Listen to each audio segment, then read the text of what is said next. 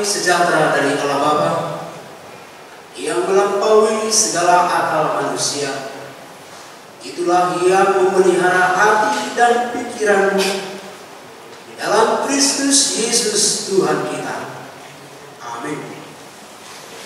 Yang saya kasihi Bapak, Ibu, dan saudara-saudara sekalian, firman Tuhan untuk kita renungkan pada Paslon pada pasal ketiga tertulis dalam Yesaya 53 ayat 5 dalam sampul acara tertulis Yesaya 53 ayat 5, tetapi dia tertikam oleh kita sama-sama mengucapkan 2-3 ya. Tetapi dia tertikam oleh karena pemberontakan kita,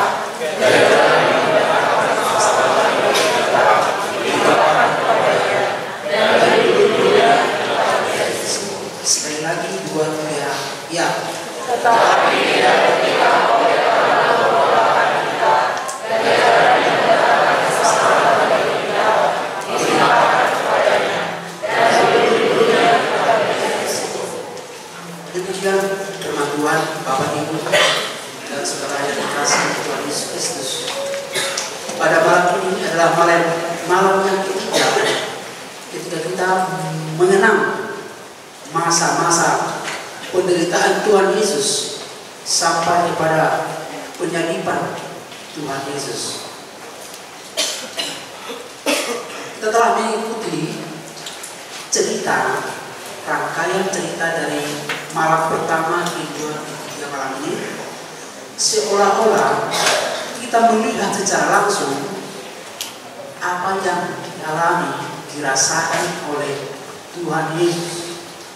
Seolah-olah kita melihat dengan iman kita kekejaman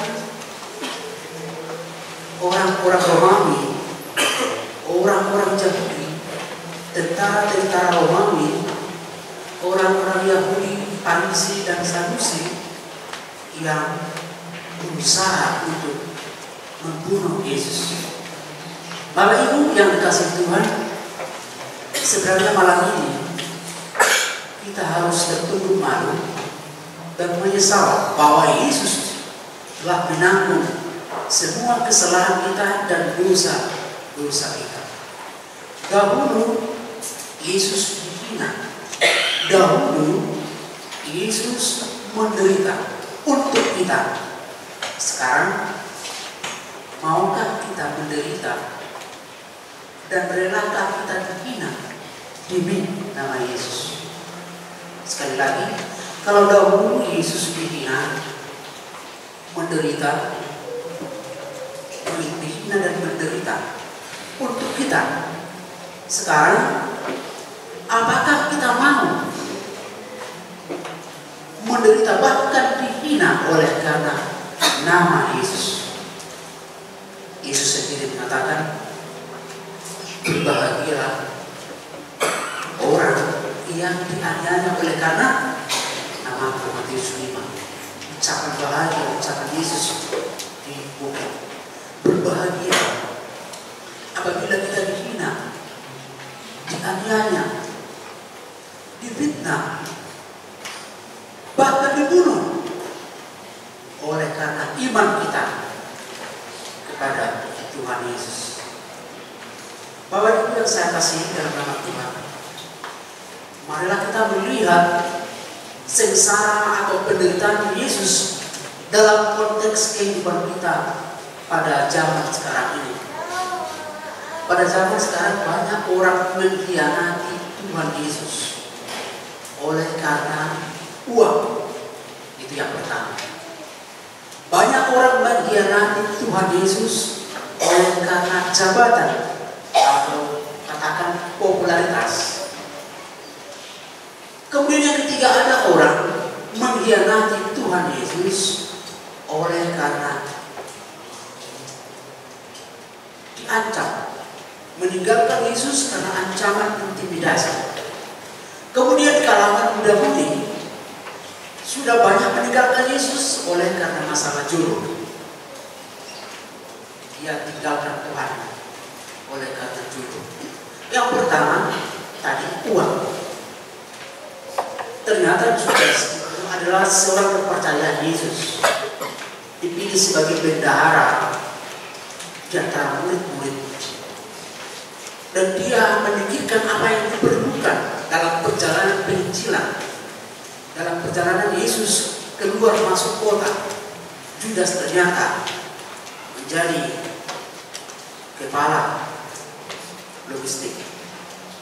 Judas menjadi pemegang uang, dan Judas melihat uang itu di atas segala-galanya, sehingga dia mengkhianati gurunya, Tuhannya, setiap hari bersama-sama dengan dia, yang sangat mengasihi dia, tetapi dia lebih mementingkan uang daripada gurunya, mengkhianati Tuhan oleh karena uang.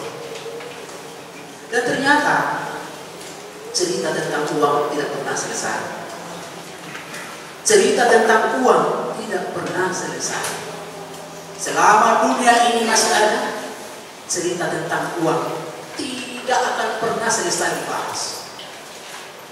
Karena dalam 1 Timotius 6 ayat 10, akar segala kejahatan adalah uang. Nah, ini Judas sekarang. Dan banyak saudara-saudara kita seiman yang mempermalukan nama Yesus, dan sekarang dikejar-kejar polisi, sekarang dikejar-kejar negara karena dia terlibat pencucian uang, korupsi. Itu sudah mengkhianati Yesus, mengecilkan nama Yesus. Nama Yesus tidak lagi dibesarkan dalam kehidupannya sebagai orang Kristen, tapi nama Yesus semakin diperkecil karena ternyata ada di antara anak-anak Tuhan yang melakukan perbuatan yang tidak terpuji seperti itu. Bapak, Ibu, dan saudaraku yang dikasihi Tuhan, banyak orang mempermalukan Yesus, bahkan yang bersaudara, bahkan yang punya hubungan famili, bahkan dalam satu instansi, dalam sebuah perusahaan, dalam sebuah organisasi, banyak orang ribut oleh karena uang. Ingatlah Judas. Rekod beruang, rekod. Perlukah uang? Perlu. Orang gila pun memerlukan uang. Tapi uang dari mana? Bagaimana itu uang itu? Tuhan mengatakan, hapusan di laut, hapusan di negeri. Dipercaya dalam hal kecil, maksudnya dapat dipercaya dalam hal yang besar. Ternyata Judas imannya hanyalah sebatas uang. Percuma dia setiap hari bersama-sama dengan Yesus. Percuma dia mendengar Yesus, melihat mukjizat yang diperbuat oleh Yesus. Dengan uang dia mengkhianati, menyerahkan Tuhannya kepada penjahat-penjahat. Dan Judas memakai taktik yang dipinjam dari cara-cara iblis, pura-pura mencium Yesus. Siapa yang mencium nanti? Itulah Yesus. Nah, ketika dia mencium Yesus, maka tentara-tentara Romawi itu, orang-orang Yahudi anti-Kristus itu menangkap Tuhan Yesus. Yang berikut, saudara, sudah banyak orang murtad, ya, istilah murtad, atau meninggalkan Yesus karena masalah jabatan, takut kehilangan popularitas supaya nanti nama saya makin terkenal, sehingga dia meninggalkan Yesus. Ternyata apa? Bukan kebahagiaan, justru rasa malu. Mungkin saudara tahu, mungkin pernah saudara lihat baik di koran, di televisi, contoh seseorang meninggalkan Yesus oleh karena popularitas, mempertahankan ketenarannya, sehingga dia meninggalkan Tuhan. Apa yang terjadi? Akhirnya bukan makin hebat, tapi justru dipermalukan pada akhirnya. Itulah yang dilakukan oleh Pilatus, ya. Tadi Pilatus, Pontius Pilatus itu sebenarnya tahu bahwa Yesus tidak bersalah. Pontius Pilatus tahu Yesus itu tidak bersalah, tapi dia tidak berani membebaskan Yesus. Sebenarnya Dia punya hak untuk membebaskan Tuhan Yesus.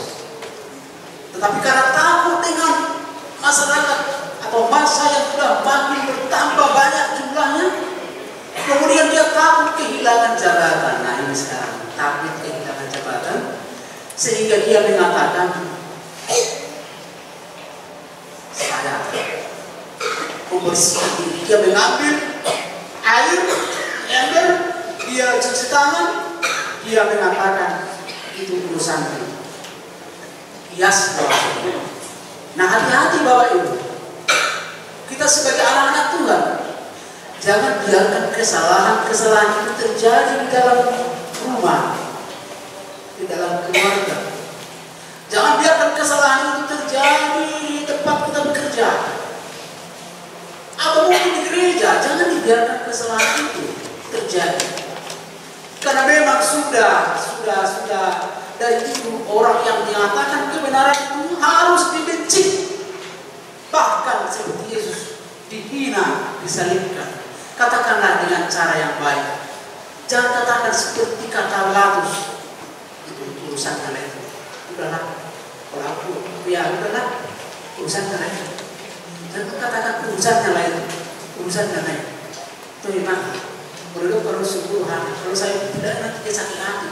Bagaimana harus kita bilang dengan cara yang baik-baik, dengan cara yang sopan mungkin.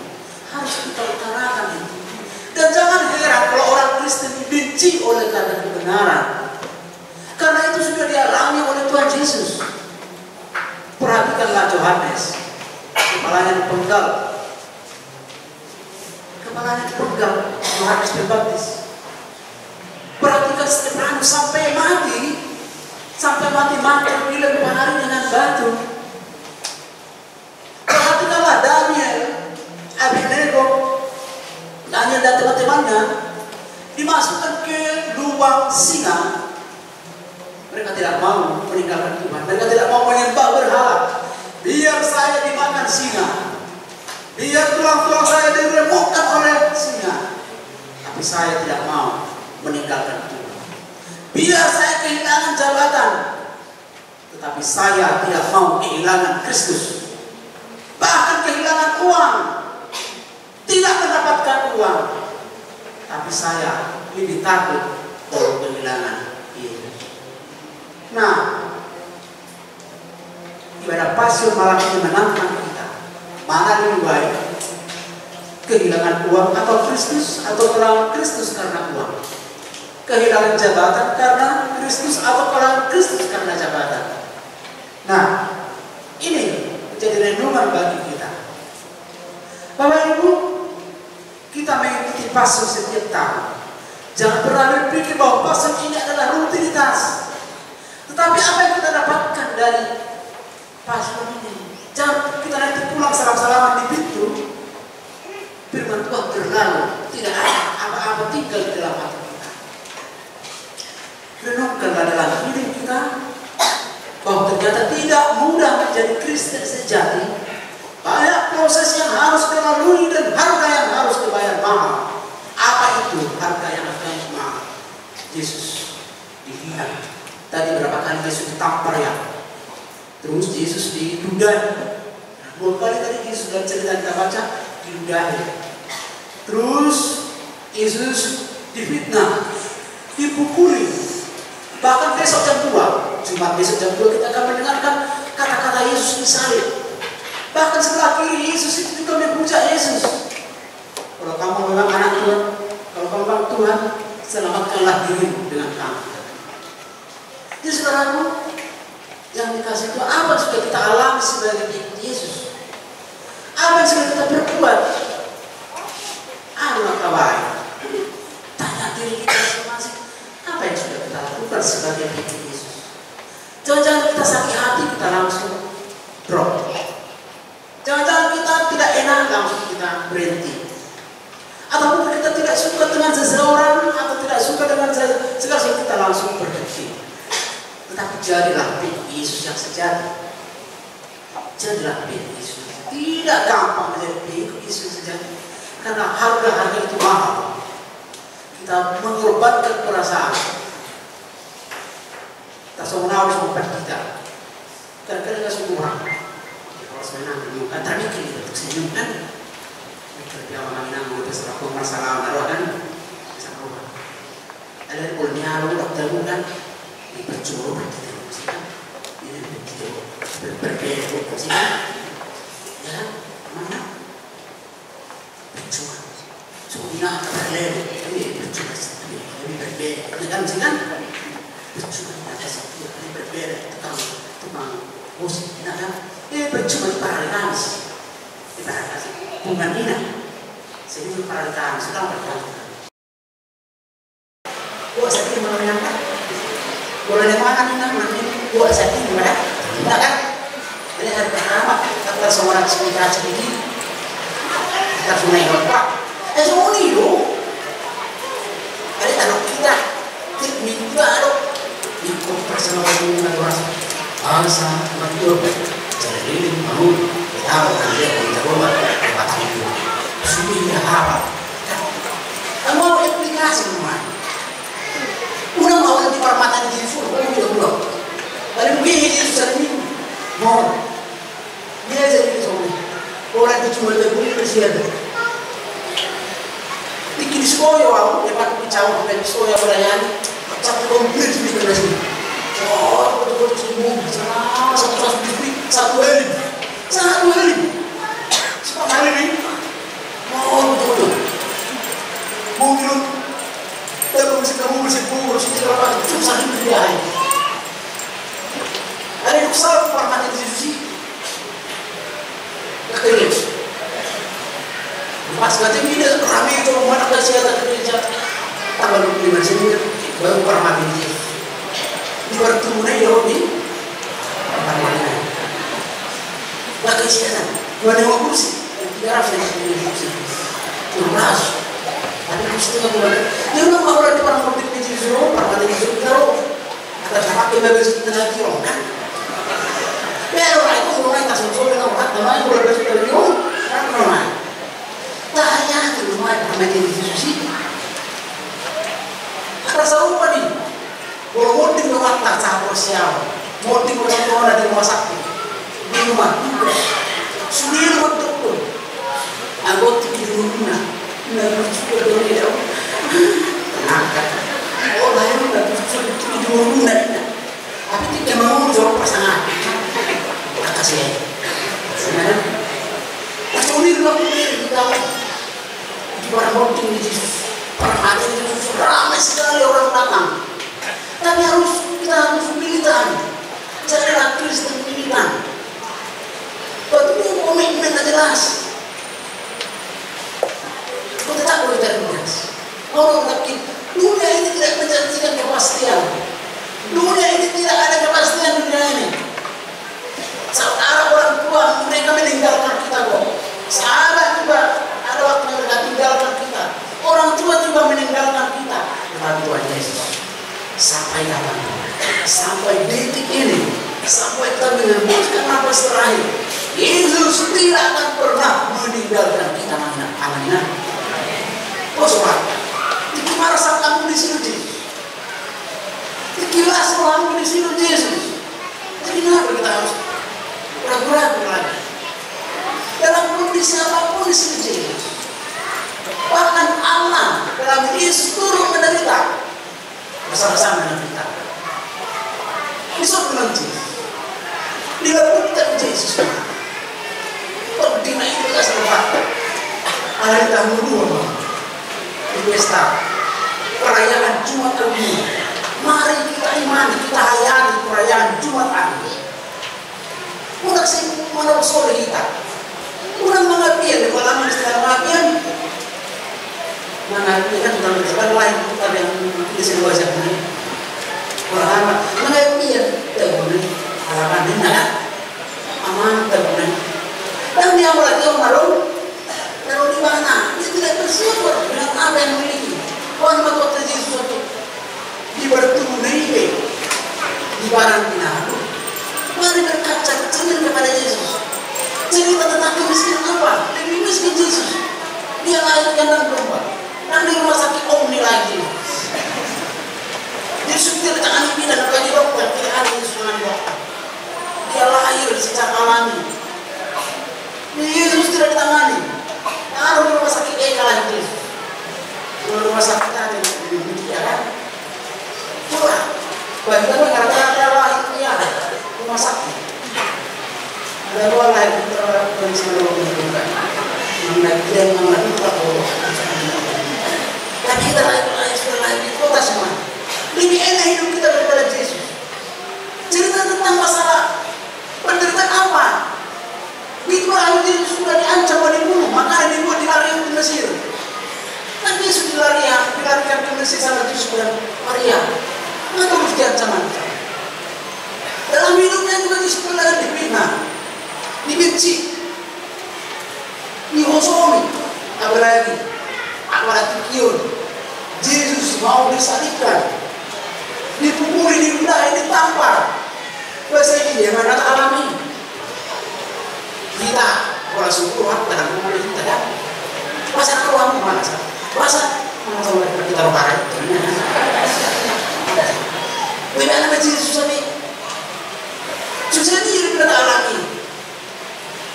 Masa kenapa dia tidak datang itu teman-teman mereka? Tapi saya masih terus aman mereka. Beda nama Yesus tidak pernah hati dari terluka. Beda nama terluka loh. Mesti pukuli, ditampar, dihina, bahkan disalib juga dia dihina. Alami loh mainan. Jangan kita ini. Kok dia ulang-ulang perayaan seremonial, ulang-ulang seremonial dalam arti manipulasi kebiasaan. Berarti tiap tahun Jumat Agung, tiap tahun Malam Natal. Jadi lewat Jumat Agung tidak ada kesan di hati kita. Tidak ada pencerahan di hati kita. Mulai karena yang mana? Tak mulai dari rumah. Pak hukum pada Yesus. Tak tahu orang dengan pada Yesus. Kalau dulu Yesus disalibkan, dihina, menderita, kita sekarang. Apakah kita mau melayani? Apa kita bersedia berkorban di Yesus? Kalau Yesus berkorban di kita, apa kita mau berkorban? Ini Tuhan Yesus. Karena dahului batu hantai, berdasar melutang, siap nasa wata, dohot nasa, pikiran di basu-basu, di batama amunan, salibuna, amin makanya kita. Mulai teman-teman di masa konan, asih rohani amin. Unang ulang perayaan Sabtu, perayaan Jumat Agung. Lainnya mah, suan di berdasar rohani, lohot di berdasar pikiran bahwa Kristus adalah kepastian dan surga adalah harapan. Alani Tuhan bermaksud Tuhan manggau mendengarkan dari situlah hatanya umat Tuhan manggau simbol-simbol agama doa marohanan dari bulan dari berkat dari pas-pas waktu yang asing rohan pas-pas marwasmu selalu dari sosial anak saat dengan Tuhan 6 sudut pahala 6 keluarga kita asal tumor sekali Tuhan pati patak kenerian asing rohan mari Yesus Kristus Tuhan. Amin. Itu seperti nangis percuma itu cuma perempuan itu tukang bos percuma itu kurama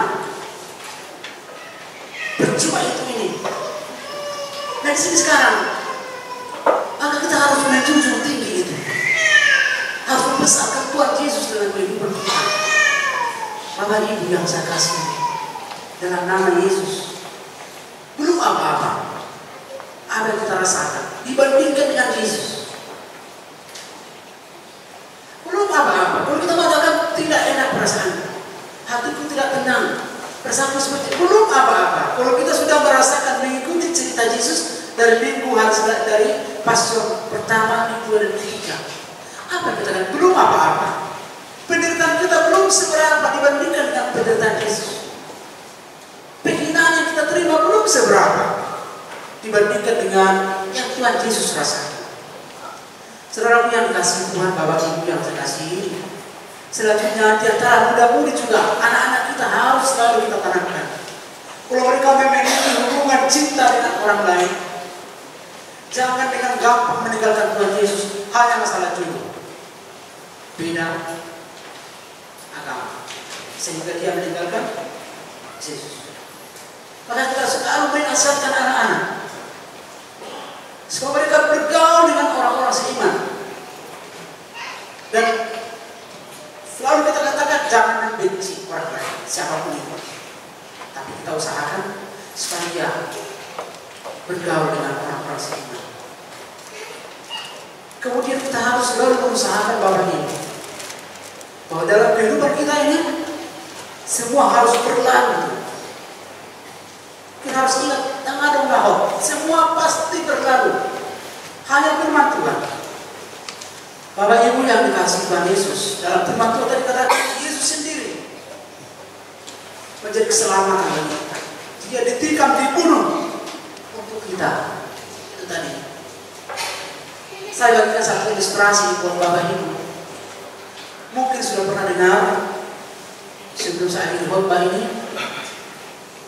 Mungkin pernah mengenal nama Sundar Singh atau sudah pernah baca ceritanya. Sundar Singh itu seorang penginjil dari India. Ketika gunung Himalaya terbakar, hutan-hutan itu di pegunungan Himalaya terbakar, Sundar Singh itu melihat, menonton dari jauh. Kemudian persis di hadapan mereka ada pepohonan. Di situ mungkin ada sangkar burung. Api sudah makin mendekat di pohon itu. Dan induk burung itu berkicau di atas pohon. Seakan-akan minta tolong kepada semua orang yang ada di situ untuk menyelamatkan anak-anaknya yang masih kecil, yang masih belum bisa terbang di dalam sangkar. Ketika api itu makin mendekat,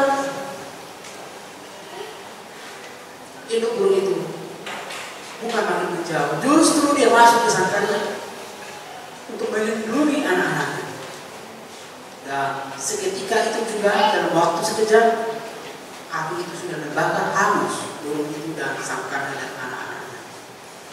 Itu mungkin satu cerita yang saya bagikan buat Bapak Ibu. Bagaimana Yesus, sedangkan burung itu memiliki kasih sayang dan memiliki pengorbanan untuk anak-anaknya, apalagi Tuhan Yesus untuk kita anak-anak. Jangan ragu mengatakan saya ini anak Tuhan, saya anak Tuhan. Bapak, Ibu, Pak Alado, jemaat, semua anak Tuhan yang ada di sini, kita dikasihi Tuhan. Kita dikasihi Tuhan. Bahkan nyawanya, bahkan ditikam tadi, bahkan disalibkan, dihina, diludahi dan lain-lain di kayu salib untuk kita, untuk menyelamatkan kita. Hayatilah itu di dalam kehidupan Bapak Ibu dan saudara-saudara setiap hari. Hayatilah itu pengorbanan Yesus. Jangan tinggalkan Yesus. Jangan mengkhianati Yesus dengan perkataan-perkataan yang tidak benar atau dengan perbuatan-perbuatan yang tidak benar. Tapi jadilah pengikut Yesus yang setia. Kalau tadi saya bilang sekali, kalau Yesus telah berkorban untuk kita, maka kita juga harus berkorban demi Yesus oleh iman kita setiap hari. Rasakanlah bahwa Tuhan Yesus itu ada dekat kita. Di samping kita Yesus ada. Di rumah kita, bangun pagi Yesus selalu ada, membangunkan kita. Ketika kita merasa sedih, di situ Yesus hadir. Dan ketika kita merasa bersukacita juga hadir Yesus. Yesus turut bekerja untuk mendatangkan kebaikan bagi kita semua. Dan ingatlah kata Livingstone. Saya pernah membaca buku dua Livingstone seperti ini. Ya Tuhan, biarlah masalah-masalah ini datang kepadamu, tetapi jangan tinggalkan aku. Ya Tuhan, biarlah masalah-masalah ini datang kepadamu, tetapi jangan tinggalkan aku. Memang Tuhan tidak pernah meninggalkan kita. Kita tidak meninggalkan Tuhan. Dan terakhir saya mau katakan kepada Bapak Ibu, kita tidak akan pernah dewasa tanpa masalah, tanpa penderitaan. Oleh masalah, oleh tantangan, oleh penderitaan itu, iman kita semakin dewasa di dalam iman. Kita semakin kuat menghadapi realita hidup. Karena dunia ini makin tua, dunia ini makin jahat, tapi anak-anak Tuhan tidak akan pernah jahat. Dunia ini belum kiamat. Kenapa? Karena anak-anak Tuhan masih banyak yang baik. kita adalah salah satu di antara. Dan kiamat belum. Kapan hari kiamat tiba? Belum. Kiamat itu belum tiba. Kenapa?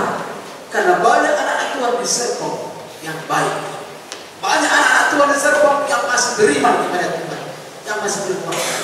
Kecuali tidak ada lagi orang yang baik, yang beriman, maka dunia ini akan dihanguskan seperti Sodom dan Gomora.